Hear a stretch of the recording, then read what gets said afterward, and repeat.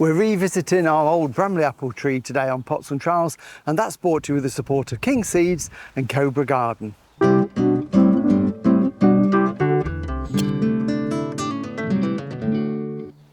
Hello and welcome to Pots and Trowels. Well, you may remember this is our old Bramley apple tree in our garden that we inherited when we moved here a while ago. It had been badly pruned and neglected for quite a few years, was very dense. So back in late winter, earlier this year, we set to and did some quite drastic pruning, more than I would normally like to do. I think I took out probably half the wood and it was literally twice as high and much wider. So as you can see, now it's in leaf, it's got more of a traditional shape to it.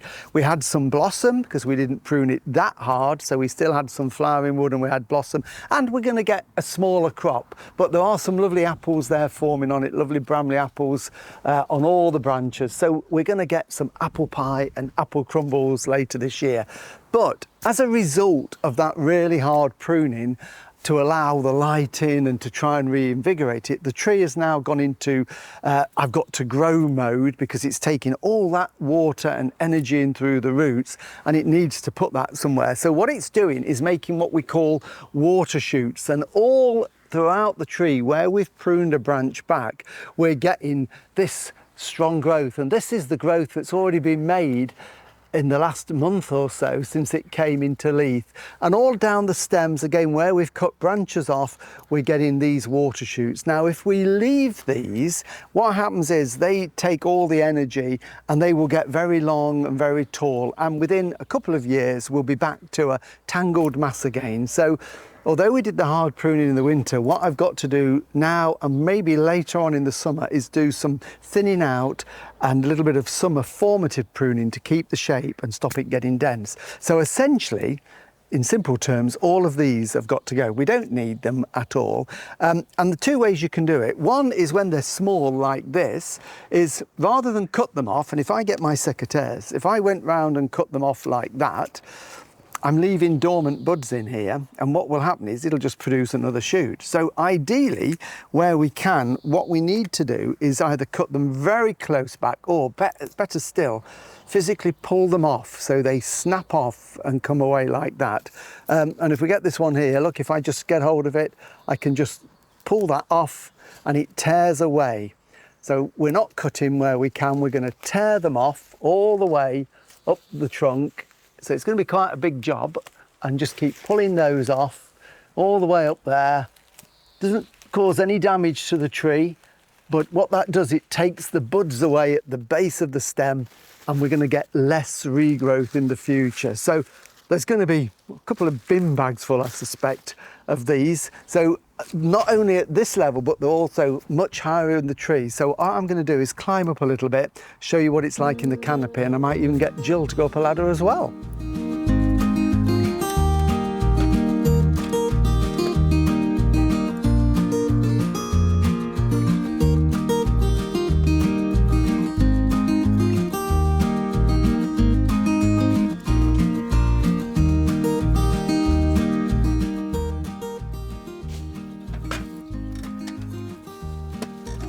Come on, Jill, follow me up.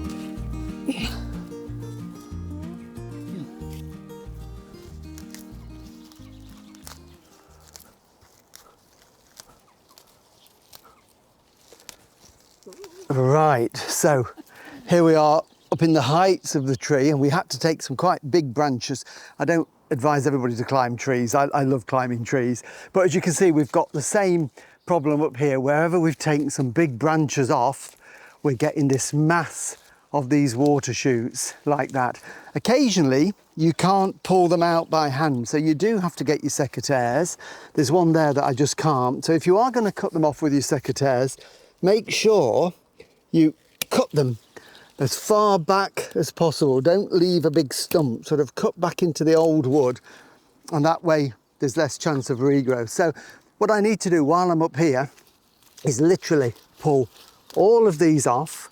That's going to allow light in, and then the energy will be going into the fruit production and other growth. So it's not only the water shoots though that I'm going to do, we're also going to get extension growth on the branches that we do want to keep. So what I'll probably do later on in the summer is I will then come up here again, get my long arm pruners and do a little bit of pruning just to top some of these branches. Again, it's all about the shaping, but the first thing, as I say, at this time of the year is we need to check these, get rid of them, and as soon as any more appear, keep taking them off. So I think this is going to keep me busy for the next couple of hours by the look of it.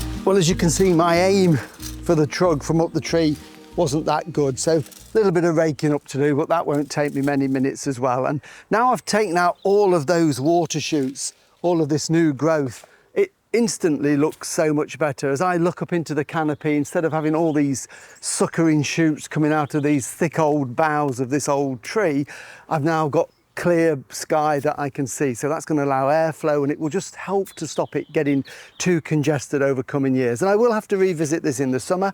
So if you do it now, you will come back in a couple of months, and then usually the end of August, September, I do a little bit of summer pruning just to tidy it up ready for the winter. But we'll look at that when the time comes.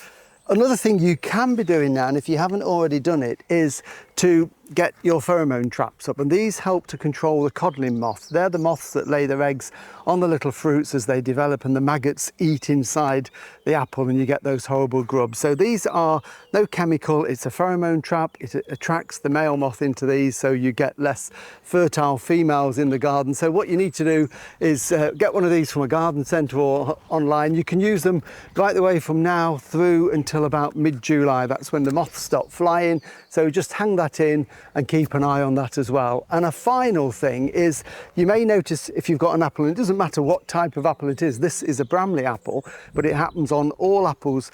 Through June, some of the fruits will naturally fall, and people panic when they see apples on the ground, especially if the tree's carrying quite a large crop. This one isn't, this tree, because I pruned it. But what will happen, and this just shows you a cluster here. So this was blossom. These aren't particularly good examples, but you know, there's 1, 2, 3, 4, 5, 6 fruitlets developing there. What will probably happen is these little ones will naturally fall off.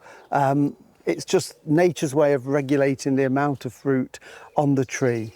And so they will fall off over June and into July, especially later on in the north of England.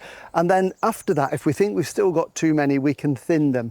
And with a cooking apple like this, you wouldn't want more than 2 apples per cluster. That way you'll get really big apples. If you leave them all on, you get tiny apples.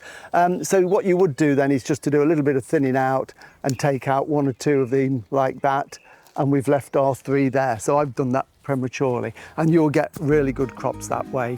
So we can look forward to this one being a Bramley apple, to some delicious crumbles and pies later on in the autumn.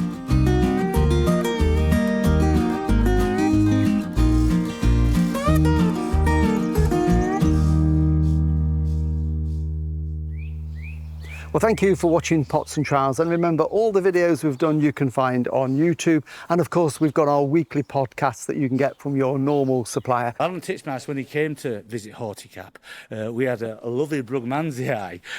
We'll be back again next week in the garden, so we'll see you then. Bye.